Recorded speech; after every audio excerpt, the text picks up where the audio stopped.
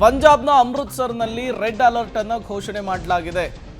Danger ಅಂತ ಹೇಳಿ ಜನ ಮನೆಯಿಂದ ಹೊರಗೆ ಬಾರದಂತೆ ಭಾರತೀಯ ಸೇನೆ ಸೂಚನೆಯನ್ನ ಕೊಟ್ಟಿದೆ.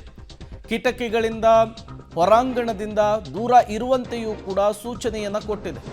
ಪಂಜಾಬ್ನ ಅಮೃತ್ಸರ್ನಲ್ಲಿ ರೆಡ್ ಅಲರ್ಟ್ ಅನ್ನು ಘೋಷಣೆ ಮಾಡಿರುವಂಥದ್ದು. ಪಂಜಾಬ್, ರಾಜಸ್ಥಾನ್, ಗುಜರಾತ್, ಜಮ್ಮು ಕಾಶ್ಮೀರ್ ಇವೆಲ್ಲವೂ ಕೂಡ ಪಾಕಿಸ್ತಾನದ ಜೊತೆಗೆ ಗಡಿ ಹಂಚಿಕೊಂಡಿರುವಂತಹ ರಾಜ್ಯಗಳು. ಹಾಗಾಗಿಯೇ ಯಾವಾಗ ಭಾರತ ಮತ್ತು ಪಾಕಿಸ್ತಾನದ ನಡುವೆ ಯುದ್ಧ ಸನ್ನಿವೇಶ ಸೃಷ್ಟಿಯಾಯಿತೋ ಈ ಎಲ್ಲ ರಾಜ್ಯಗಳಲ್ಲೂ ಕೂಡ ಪರಿಸ್ಥಿತಿ ಬಿಗಡಾಯಿಸ್ತಾ ಹೋಯಿತು. ನಿರಂತರವಾಗಿ ಡ್ರೋನ್ ದಾಳಿ, ಮಿಸೈಲ್ಸ್ ದಾಳಿ, ಶೆಲ್ ದಾಳಿ, 17 ಜನರ ಸಾವಾಗಿದೆ. ಹಾಗಾಗಿ ನಿನ್ನೆ ಮತ್ತೆ ಕದನ ವಿರಾಮದ ನಂತರವೂ ಕೂಡ ಪಾಕಿಸ್ತಾನ ದಾಳಿಯನ್ನು ಮುಂದುವರಿಸಿದೆ. ಹಾಗಾಗಿ ಮುಂಜಾಗೃತಾ ಕ್ರಮದ ದೃಷ್ಟಿಯಲ್ಲಿ ಪಾಕಿಸ್ತಾನವನ್ನು ನಂಬೋದಕ್ಕಾಗೋದೇ ಇಲ್ಲ.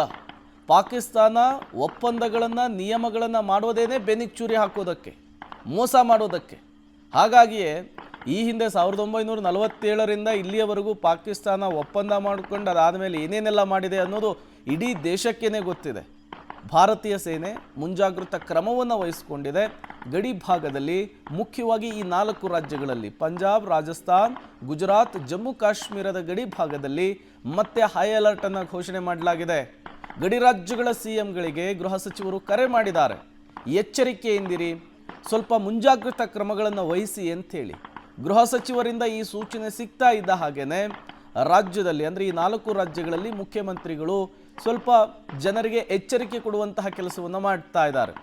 ಅಂದರೆ ಮನೆಯಿಂದ ಹೊರಗೆ ಬರೋದು, ಗಾಜಿನ ಕಿಟಕಿಗಳ ಪಕ್ಕ ನಿಲ್ಲೋದು ಬೇಡ, ಸೇಫ್ ಆದಂತಹ ಜಾಗದಲ್ಲಿರಿ, ಮನೆ ಒಳಗೇನೆ ಇರಿ, ಸಾಧ್ಯವಾದರೆ ಬಂಕರ್ಗಳಲ್ಲಿ ಆಶ್ರಯವನ್ನು ಪಡಿರಿ ಅನ್ನುವಂತಹ ಸೂಚನೆಯನ್ನು ಕೊಡ್ತಾ ಇದ್ದಾರೆ. ಅದಕ್ಕೆ ಕಾರಣ ಯಾವುದೇ ಅನಾಹುತವಾಗದಿರಲಿ ಅಂಥೇಳಿ, ಜನರ ಪ್ರಾಣವನ್ನು ರಕ್ಷಿಸಬೇಕಾದಂತಹ ನಿಟ್ಟಿನಲ್ಲಿ ಈ ರೀತಿಯ ಕ್ರಮಗಳನ್ನು ತೆಗೆದುಕೊಳ್ಳಲಾಗ್ತಾ ಇದೆ. ಪಹಲ್ಗಾಮ್ನ ಅಟ್ಯಾಕ್ನ ಬಳಿಕ ಭಾರತ ಮತ್ತು ಪಾಕಿಸ್ತಾನದ ನಡುವೆ ಯಾವ ರೀತಿಯ ಯುದ್ಧ ಸನ್ನಿವೇಶ ಸೃಷ್ಟಿಯಾಗಿ ಅದು ನಿನ್ನೆ ಕದನ ವಿರಾಮದ ಹಂತಕ್ಕೆ ಬಂದು ನಿಲ್ತು ಅನ್ನೋದನ್ನು ನಾವು ನೋಡಿದ್ದೇವೆ. ಅದಾದ ಮೇಲೂ ಕೂಡ ಪಾಕಿಸ್ತಾನದ ನರಿಬುದ್ಧಿ, ಊಸರವಳ್ಳಿ ಬುದ್ಧಿ ಮುಂದುವರಿತಾನೇ ಇದೆ.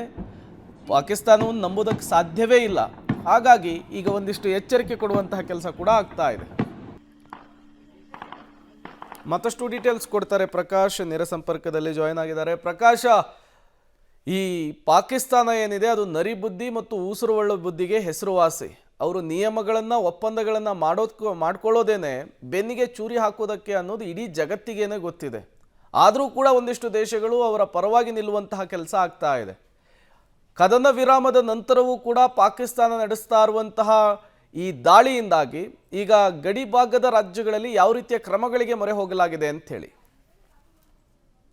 ಈಗ ನಿನ್ನೆ ಮತ್ತೆ ಈ ಒಂದು ಕದನ ವಿರಾಮ ಉಲ್ಲಂಘನೆ ಮಾಡಿ ಶೆಲ್ ದಾಳಿ ಮತ್ತು ಡ್ರೋನ್ ದಾಳಿಯನ್ನು ಆರಂಭ ಮಾಡಿದೆ ಪಾಕಿಸ್ತಾನ. ಬೆಳಗಿನ ಜಾವ 4 ಗಂಟೆಯ ಸಂದರ್ಭದಲ್ಲಿಯೂ ಕೂಡ ಪಂಜಾಬಿನ ಅಮೃತಸರದಲ್ಲಿ ಸ್ಫೋಟದ ಸದ್ದು ಕೂಡ ಕೇಳ್ತಾ ಇದೆ.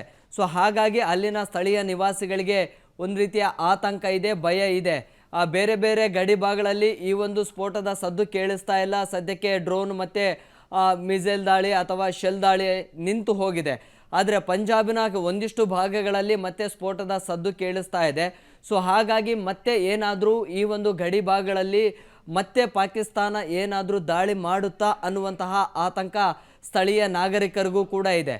ಪಂಜಾಬ್ನ ಫರೀದ್ಕೋಟ್ ಮತ್ತು ಅಮೃತಸರ ಸೇರಿದಂತೆ ಬೇರೆ ಬೇರೆ ಭಾಗಗಳಲ್ಲಿ ಕೂಡ ಈಗಾಗಲೇ ಜನ ಮನೆಯಿಂದ ಹೊರಗಡೆ ಬಾರದಂತೆ ಅಲ್ಲಿನ ಸ್ಥಳೀಯ ಜಿಲ್ಲಾಡಳಿತ ಕೂಡ ಸೂಚನೆಯನ್ನು ಕೂಡ ಕೊಟ್ಟಿದೆ. ಒಂದೊಮ್ಮೆ ಏನಾದರೂ ಈ ದಾಳಿ ಹಾಗೆ ಮುಂದುವರಿದರೆ ಅಥವಾ ಸ್ಫೋಟದ ಸದ್ದು ಅಥವಾ ಡ್ರೋನ್ಗಳ ಹಾರಾಟ ಏನಾದರೂ ಆಯಿತು ಅಂದರೆ ಅದಕ್ಕೆ ಮತ್ತೆ ಭಾರತ ಕೂಡ ಪ್ರತಿದಾಳಿಯನ್ನು ಮಾಡೋದಕ್ಕೆ ಆರಂಭ ಮಾಡುತ್ತೆ. ಆದರೆ ಒಂದಿಷ್ಟು ಭಾಗಗಳಲ್ಲಿ ಮಾತ್ರ ಈ ಬೆಳವಣಿಗೆ ಸದ್ಯಕ್ಕೆ ಕಂಡು ಬರ್ತಾ ಇದೆ. ಮುಂದೆ ಹಂತ ಹಂತವಾಗಿ ಮುಂದಿನ ಗಂಟೆಗಳಲ್ಲಿ ಏನೆಲ್ಲ ಆಗ್ತಾ ಇದೆ ಆಯಾ ರಾಜ್ಯದ ಗಡಿ ಭಾಗಗಳಲ್ಲಿ ಅನ್ನುವಂಥದ್ದು ಗೊತ್ತಾಗುತ್ತೆ. ಜೊತೆಗೆ ಆಯಾ ಗಡಿ ಪ್ರದೇಶಗಳ ಎಲ್ಲ ಸೇನಾ ಮುಖ್ಯಸ್ಥರಿಗೆ ಅಂದರೆ ಯಾರು ಆಯಾ ವಲಯದ ಕಮಾಂಡಿಂಗ್ ಆಫೀಸರ್ಗಳು ಈ ರೀತಿಯಾಗಿರ್ತಾರೆ ಅವ್ರಿಗೆಲ್ಲರೂ ಕೂಡ ಸೂಚನೆಯನ್ನು ನೀಡಲಾಗಿದೆ. ಆ ರೀತಿಯ ಕೃತ್ಯಗಳು ಪಾಕಿಸ್ತಾನದಿಂದ ಆಯಿತು ಅಂತ ಹೇಳಿದರೆ ಇಮಿಡಿಯೇಟ್ ಆಗಿ ಹಿಮ್ಮೆಟ್ಟಿಸುವಂತಹ ಪ್ರಯತ್ನಗಳು ಭಾರತ ಸೇನೆಯಿಂದ ಆಗಬೇಕು ಅನ್ನುವಂಥದ್ದು. ಸೊ ಹಾಗಾಗಿ ಭಾರತೀಯ ಸೇನೆ ಕೂಡ ಸರ್ವ ರೀತಿಯಲ್ಲಿ ಸಜ್ಜಾಗಿದೆ. ಸದ್ಯಕ್ಕೆ ಇರುವಂತಹ ಮಾಹಿತಿಯ ಪ್ರಕಾರ ಪಂಜಾಬಿನ ಒಂದಿಷ್ಟು ಪ್ರದೇಶಗಳಲ್ಲಿ ಮತ್ತೆ ಸ್ಫೋಟದ ಸದ್ದು ಕೇಳುತ್ತಾ ಇದೆ ಅನ್ನುವಂಥದ್ದು. Prem, okay, thank you Prakash ತಮ್ಮೆಲ್ಲ ಮಾಹಿತಿಗಾಗಿ. ಭಾರತ ಮತ್ತು ಪಾಕಿಸ್ತಾನದ ನಡುವೆ ಈಗ ಕದನ ವಿರಾಮ ಘೋಷಣೆಯಾಗಿದೆ.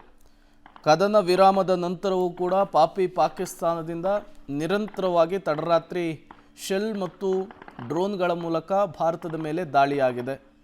ಬೆಳಗ್ಗಿನ ಜಾವ 4 ಗಂಟೆಗೆ ಮತ್ತೆ ಸ್ಫೋಟದ ಸದ್ದು ಕೂಡ ಕೇಳಿಬಂದಿದೆ.